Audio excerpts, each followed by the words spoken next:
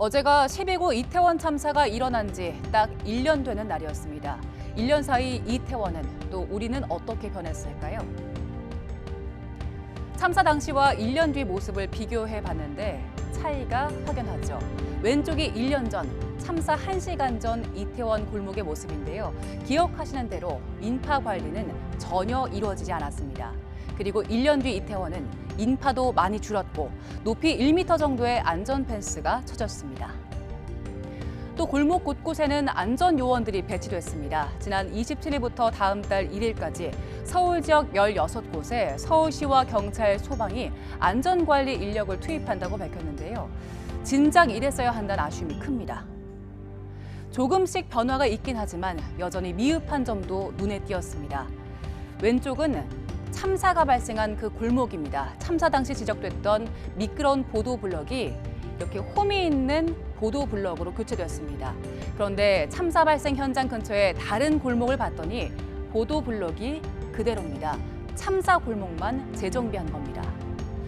헬로윈 축제가 주최자 없이 열려 용산구가 사실상 손을 놓고 있었던 것도 문제였죠. 이후 주최 측이 없는 행사도 지자체가 안전계획을 세우게 하는 법안이 발의됐는데요. 아직 국회 법사위에 계류돼 있습니다. 참사의 타격을 그대로 맞은 이태원 상권도 조금씩 회복되고 있습니다.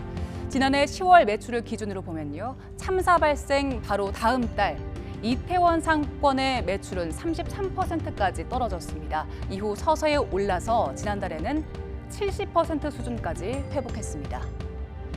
늘었던 공실률도 조금씩 줄고 있습니다. 지난해 4분기 이태원의 소규모 상가 공실률이 4.4%였는데 참사 이후 올해 1분기에는 3배 가까이 크게 늘었는데요. 여전히 높긴 하지만 3분기 들어서 공실률이 조금 줄었습니다. 지난 1년 사이 우리에게 분명 변화가 있긴 했지만 과연 이 같은 비극의 반복을 막을 수 있는 사회가 되었나에 대해선 의문이 됩니다. 절반 넘는 국민은 아직 재발 방지 대책이 충분하지 않다고 봤는데요. 안전한 나라에 살고 있다고 자부할 수 있을 때까지 더 노력해야겠습니다.